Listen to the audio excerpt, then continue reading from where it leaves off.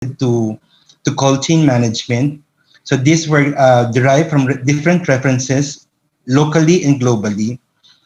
Some information might be new to you, but some may be a validation of what you already know. But at the end of the day, what we wish to happen is that you take away at least one information that would help you manage better product management related to cold chain management. So moving forward, so let's discuss first what is temperature sensitive products. So some products are sensitive substances that progressively lose their potency, especially if exposed to temperatures outside the recommended storage range. So any loss of potency may be permanent and irreversible. Just to emphasize, some words may be highlighted to provide emphasis on, especially on the terms related to this presentation. So it is also cumulative. That is, each time a product is exposed to incorrect temperature or strong light, its potency will decrease. So these products do not have the same thermosensitivity. What does it mean? So we treat product individually because each product would have its own characteristic depending on its temperature sensitivity.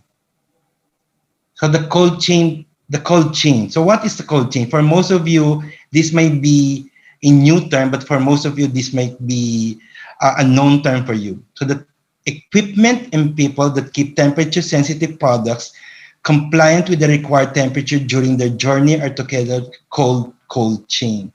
Just to highlight, the equipment and people. So that is where we are included. So it is essential for us to understand what is cold chain to help ensure that these products remain compliant to its requirements. Sorry. The cold chain provides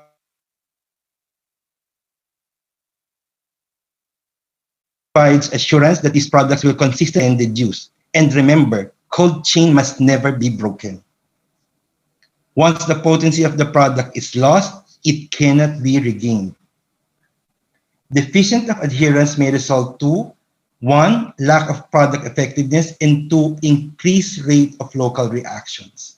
So when we say lack of product effectiveness, so there's 3 types of ineffectivity of this product. 1, the product may render no effect to the patient.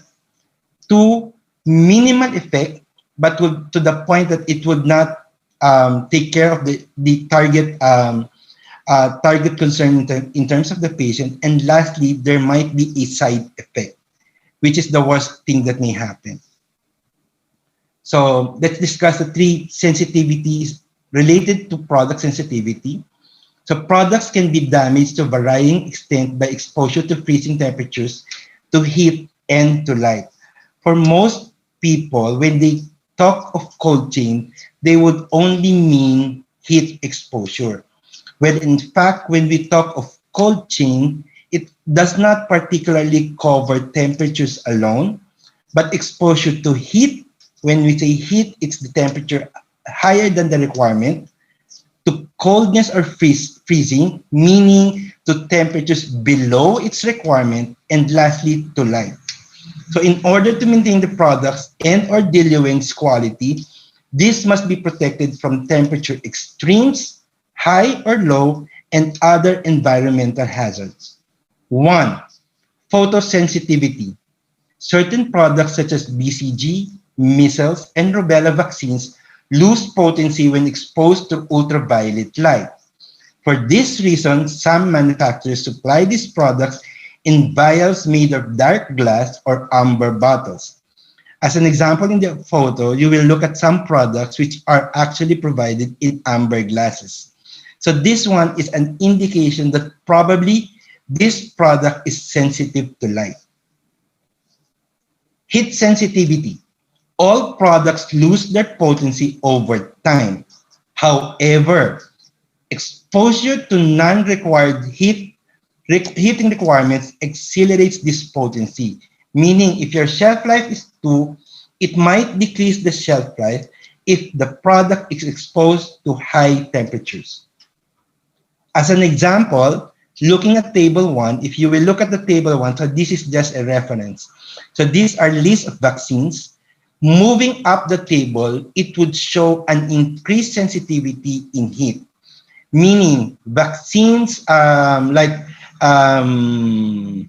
influenza, as compared to hepatitis A, vaccines for influenza would be highly sensitive to temperature as compared to hepatitis A vaccines.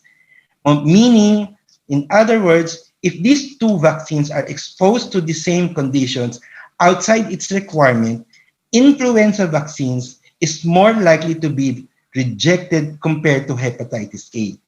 But remember, it would always depend on the conditions that these vaccines were exposed to. Another one is freeze sensitive. So many products can tolerate freezing. However, freezing can irreversibly damage some products that contain aluminum salt adjuvants.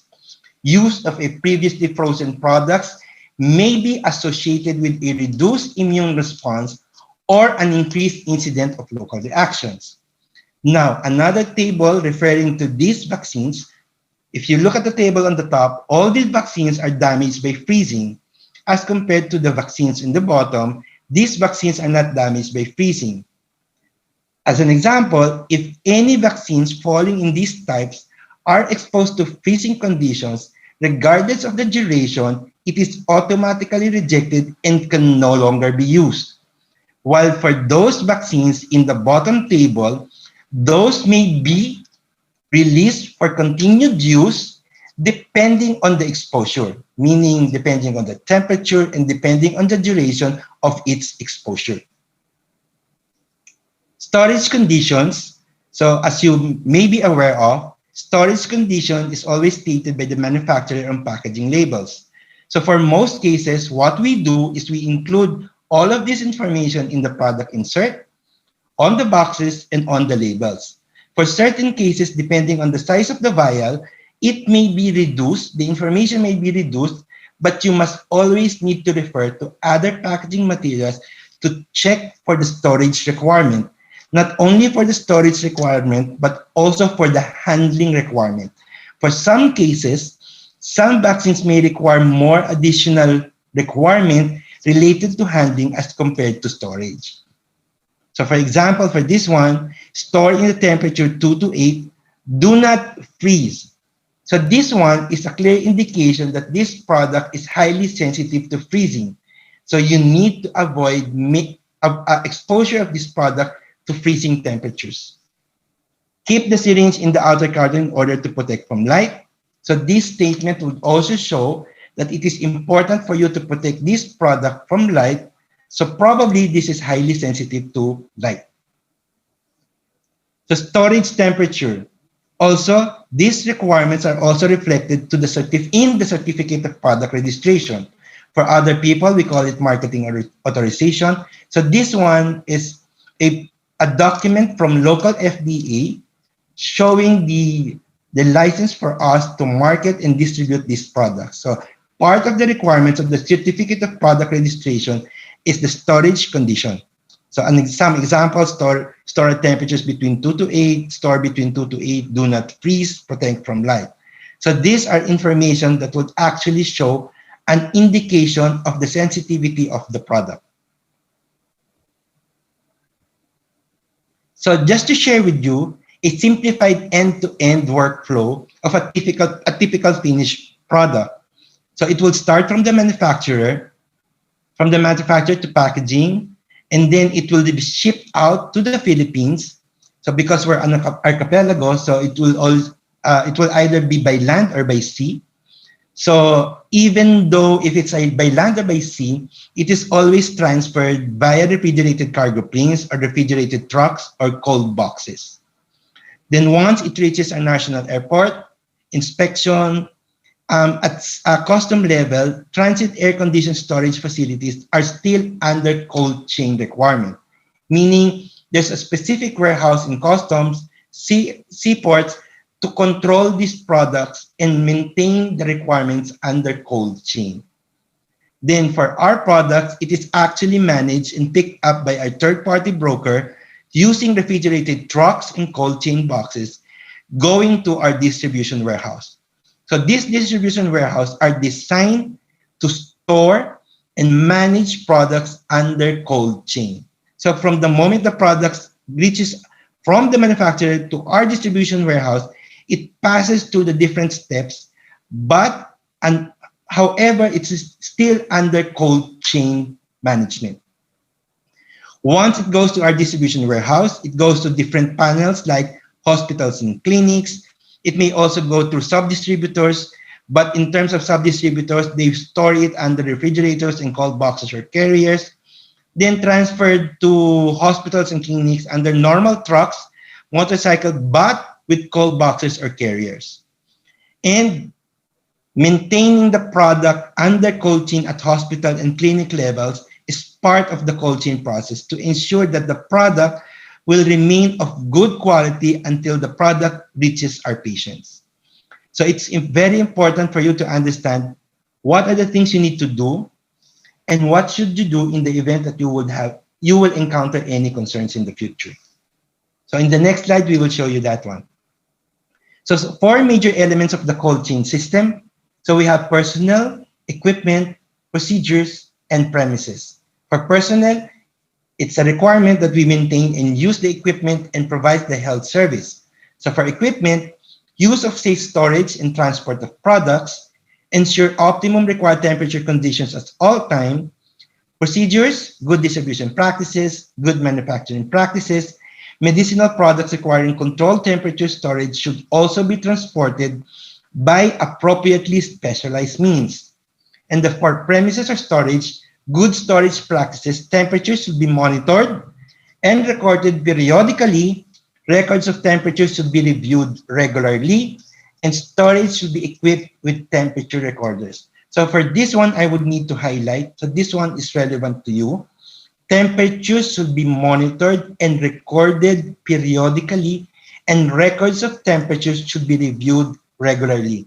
For most cases, certain clinics do not actually perform temperature monitoring and recording. It is important for you to understand that the requirement of monitoring and recording will help you understand that you are maintaining the product under its requirement, and this information will help us investigate the moment you encounter problems related to cold chain.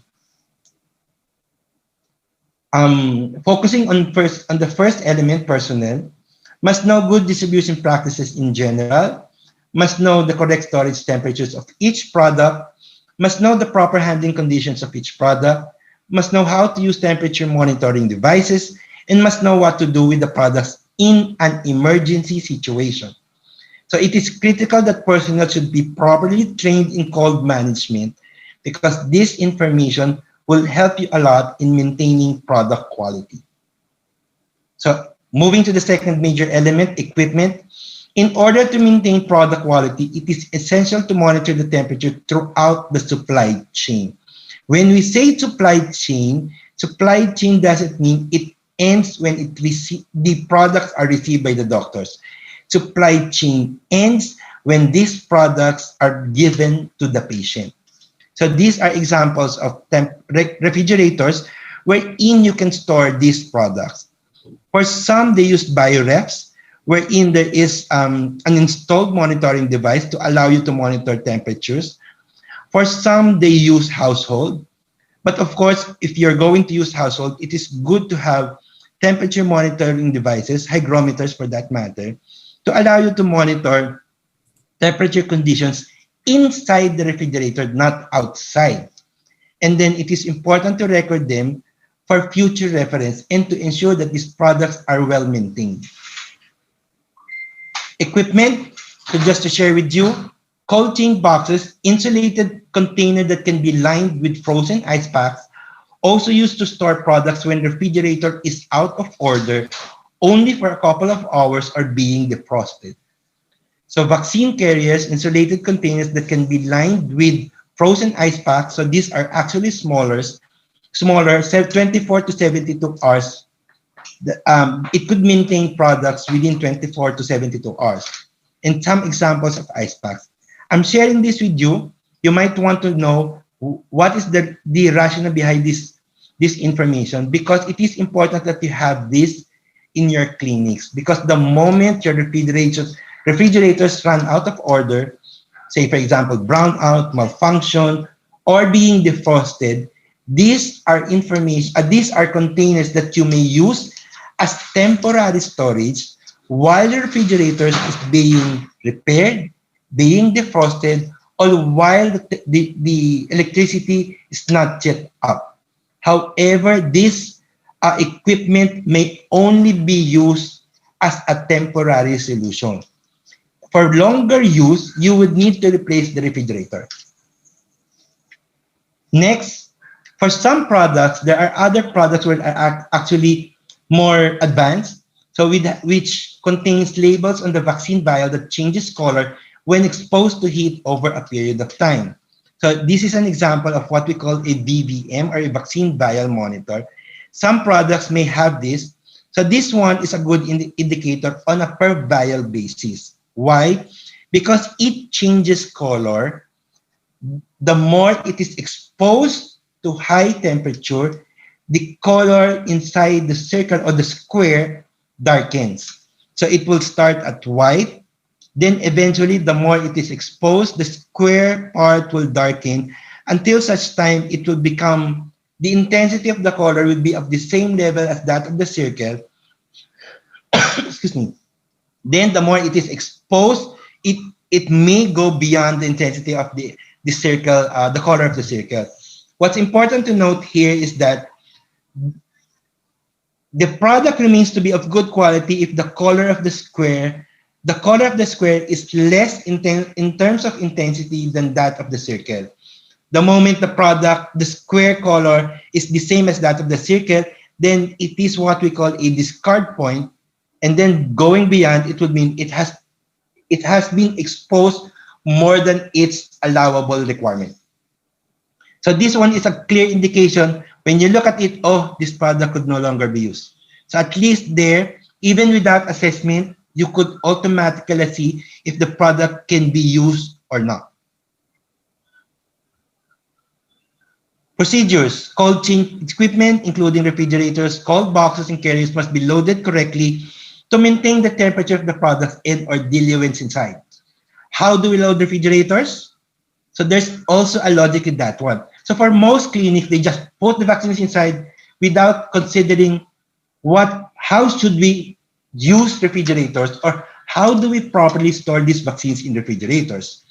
Or how do we load cold boxes or carriers in the event that we would need to use that as a backup while we're defrosting refrigerators, while the electricity is not available, or even if the refrigerator malfunction. So sharing with you the logic of how products should be stored in refrigerators. So for most cases, we store ice packs in the freezer. But here, there is actually a logic in terms of the storage of ice packs in freezer. For most companies, they use ice packs if it has been stored in the freezer for more than 48 hours. Less than that, we do not use ice packs. But for us clinic, it's actually difficult to monitor which ones are more than 48, which ones is less than 48. So logically, the advice that we share is that ideally, to make it easier for you to manage ice pack storage in freezer, you line it vertically. And then make sure that ice packs are only taken out of the freezer from the left side, and any new ice pack that you need to put in the freezer will only be put inside the ref at the right side. So it goes by logic from right to left, meaning the ice pack at the leftmost will be the one stored in the freezer the longest, and the one at the right will be the one stored in the freezer the shortest. So logically, it's best to use ice pack on the left side, considering it has been in the freezer the longest. So you use that logic to maintain, so you don't need to monitor each and every one in terms of how long it has been in the freezer. So the logic would be basic, right to left. So put inside at the rightmost, take out at the leftmost. It's easier to manage. Now, in the refrigerator, earlier, we shared with you product sensitivity, pre-sensitivity products. So for freeze-sensitive products, we do not recommend putting these products at the topmost because this position is closer to the freezer. Remember, these products are sensitive to freezing. So ideally, it is best to put them at the lower portion, which is the position farthest from the freezer. So for storage of products, so refrigerator are usually 2 to 8. And freezer are usually, conditions of freezer are usually -5 to -15. So you could only imagine the moment any product is placed in the freezer, it's automatically rejected. But depending on the duration. Then in terms of placing products inside the refrigerator, what you need to remember is that never put products side by side. You need to make sure that products are apart from each other and a space is located beside the wall and the product. So products need not be adjacent to the wall or adjacent to another product. Why? You need to allow cold air to circulate around the product to make sure that the products are really contained in the cold chain system 2 to 8. So those are actually how we recommend for you to use storage properly. Also, we also recommend for products with shorter shelf life or those that will expire soon be placed at the front, and those products with longer shelf life be placed at the back. This would allow you to ensure products that are shorter shelf life will be administered first as compared to those with longer shelf life. Do's and don'ts. So these are some tips that you need to remember. Store only products, diluents, and ice packs. Have enough frozen ice packs. Arrange the boxes of products in stack so air can move between them. Keep ice packs or bottled water on the bottom of the refrigerator and in the shelves. We do not recommend products be put indoor shelves. Why? Because you usually open doors and you're aggregating the product, and that's not actually a recommended condition for the product because you're stealing the product inside of it. So monitor and record temperature. So this one you need to remember. Have proper labeling, including the plugs. So some of you might ask, how often should we record temperature? How often should we monitor temperature? So that will depend on you. Do you see the need for you to monitor once a day, twice a day? So depending on your clinic operations as well. What's important is that you have evidences of recording and monitoring temperature because this would help you investigate in the future in the event you encounter some problems related to cold chain. Have proper labeling, including the plugs. Have a standby cold boxes in case of emergency. Defrost and clean refrigerators regularly. Ideally, once or twice a month will be okay. Why? Because you need to make sure that it maintains the 2 to 8. Because if refrigerators or freezers are not defrosted or clean, it changes its temperature conditions.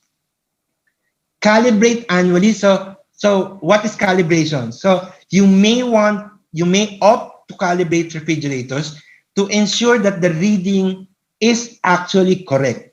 So for some cases, if refrigerators are not calibrated and you're using it for a long time, the 2 degrees reading might not be correct already.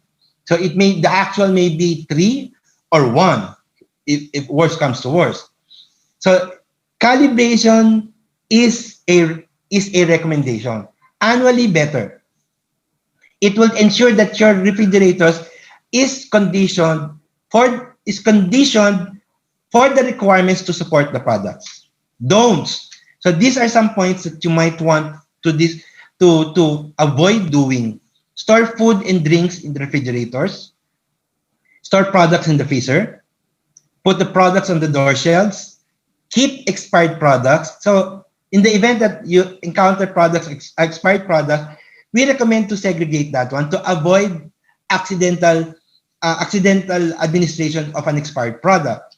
Keep vaccines with BBMs that have reached or beyond the discard point, meaning if the product is rendered to be rejected, Don't include them together with the other products to avoid unintentional administration of such products.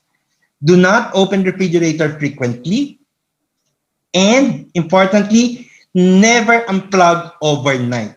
Some doctors tend to unplug it overnight and they will tell me, oh, because we're not opening the refrigerators in the evening, so the cold will not go out. So that's a wrong notion.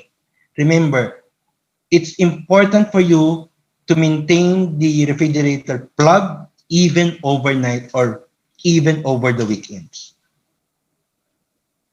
Procedures. So now, what do we do when the refrigerator is out of order? So for you to know what you will do in the event the refrigerator is out of order, regardless of reason, malfunction, damaged socket, power shortage, the most important thing to remember is we're protecting the products. Move the products to another place until the refrigerator is repaired. If it will only last a short time, you may use a cold box or carrier lined with conditioned ice packs for temporary storage. Or for a longer duration, use another refrigerator and make sure you monitor the temperature. So for cold chain boxes, so just to share with you how we how do we properly make use of cold chain boxes. So make sure condition frozen ice packs properly by allowing ice packs to sit at temperature until ice begins to melt and water starts to form. Remember that these ice packs came from a freezer. So the condition of the freezer is -5 to -15. So it's not ideal to pick an ice pack from the freezer and directly use it. Remember, if you directly use the ice pack from the freezer, it's as if you're putting the vaccine inside the freezer because the condition of the ice pack is at freezing level. So make sure to allow the ice gel to thaw, or at least allow the product to show indications of some melting. So this figure, checking an ice pack, check by shaking it and listening for water to prevent freeze-sensitive products from freezing. Then put the products and or diluents in the middle of the cold or carrier. If possible, include the temperature device in the packing with the products, if possible. Always place separator, paper, plastic, cardboard between ice packs and vaccines. This would prevent direct contact of a product to the ice pack, which is technically coming from a freezing condition. Place a layer of paper or plastic on top to help seal the cold air inside. Then close the cold air or carrier lid tightly. Now, for a more illustrative presentation, this one, place ice packs in the bottom. 2, place ice packs around the sides, right, left, back and front. Then place the vaccine inside the cold box. Then place ice packs on the top. So technically, the product is covered with ice packs. But what is important is that vaccines are stored inside another box or a separator for that matter. Now, if you are using a smaller carriers, as previously presented, there might be certain cases that you will only be able to provide ice gels on the sides and not on all 4 sides. Because if you put ice gels on all 4 sides, there's no more space for you to put the vaccine. That is okay. What's important is the air inside the box, which will be cold, which is one that circulates the products to ensure that the products will remain within 2 to 8.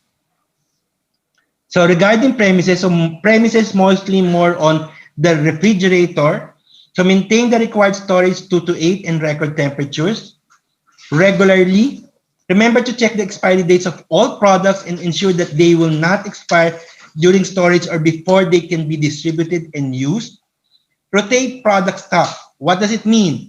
Product received first should be distributed, or first FIFO, first in, first out, or FEFO, first expiry, first out, could be applied. Initially, it's FEFO, first expiry, first out. It doesn't matter which one came in first based on delivery. Now, if it's it has the same expiry, then you apply FIFO, first in, first out. All transportation links in the cold chain must be able to protect products from heat and sunlight. In the event that you will need to transfer products from one place to another, all storage devices should be equipped with temperature monitoring devices. It's not a requirement that the storage temperature monitoring device is inbuilt in the refrigerator. It may be an additional assessment that you may use. Maintain cold chain all the way until the end user. Cold chain break. Now, we're talking of cold chain. So when we hear the cold chain break, so it's the bad news. Cold chain break. So these are some lists, not an exhaustive list of causes of cold chain break. Lack of awareness resulting to mishandling of products, lack of monitoring diligence, technical faults in the refrigerator or cold room, poor or unavailable storage and transport equipment, absence of temperature monitoring device, poor or fluctuating electricity supply brownouts, or no backup system. So in the event that you encounter cold chain, so what do you need to know? So there are 5 information that you need to acquire. Or these are the 5 parameters we check if we can identify if these products can no longer be used or may be allowed for certain conditions, may be allowed to be administered to continue the administration. 1, temperature of exposure. So that's the reason it is important for you to monitor, because without that, what are the reference temperature that we would need to have in order for us to identify if the product has been exposed beyond its requirement. So if we don't have temperature information, the product would most likely be rejected because we don't have any information to support the release. 2, duration of the exposure. How long was it exposed? For some cases, so just to share with you, when we don't have duration, so when you say, I got to the clinic today, this morning, and when I came in, there's a brownout. So I don't know what time the brownout started. So what we usually do, we also ask, when was the last time you were in the clinic that you saw the refrigerator running? Yesterday, 5 p.m. So the worst scenario is that we would assume right after you left the clinic, the brownout started. So that may be the length of the duration. 3, type of product. So remember earlier we said typical differences in terms of product sensitivity. So if products are freezing sensitive to freezing or heat sensitivity, that would also determine if these products would be allowed to be continued to be used, or it will the information would render the product rejected. 4, previous storage conditions. So this means depending on the history of the product. So maybe you reported it now, then yes, okay, you may continue use that. Then after a week, you report it again, the same product having another cold chain break. Then that one we would need to consider the previous history, because remember earlier we said the effect is cumulative. And lastly, product details. So it's important for us to identify what is the expiry of the product, the lot number, manufacturing date, number of doses. Why? For the expiry, just an example, if the product is closing its expiration, so it's most likely be rejected. So if the product is new, so the product would most likely be accepted.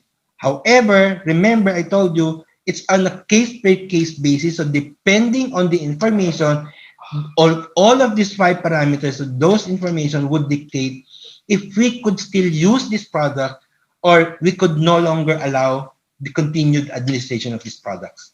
So it is essential for you to know these 5 parameters in order to determine whether the products can still be used. So what do we do with this information? Send it to us. We will review with the product. Then we will send you the final disposition based on the product history that you may be allowed to use these products, or the product could no longer be used. So depending on the product, so some cases you're reporting 3 products, 1 product may be rejected, the 2 products may be accepted. So depending on the type of product, you may always approach your med reps to relay the information. So this one, some notes. If from the delivery. Do not accept the shipment of package if you see any issue in the storage. So if you say the product was not delivered in cold boxes, do not accept it. If you see there will no ice gels, do not accept it. If the inside is not cold, do not accept it, because the fault will go now to you if you accept it. If you do not accept it, you need to notify your distributor immediately and inform them of the issue. Affect goods due to cold chain break should be placed in quarantine, waiting for disposition. If a product is rendered questionable, do not put them inside with the other product. But make sure to maintain them under cold chain, because the moment these are accepted, if it's not cold in cold chain, it will be rejected. Segregate from the good stuff. Do not use or distribute the products. Write down the 5 elements of the breach earlier mentioned.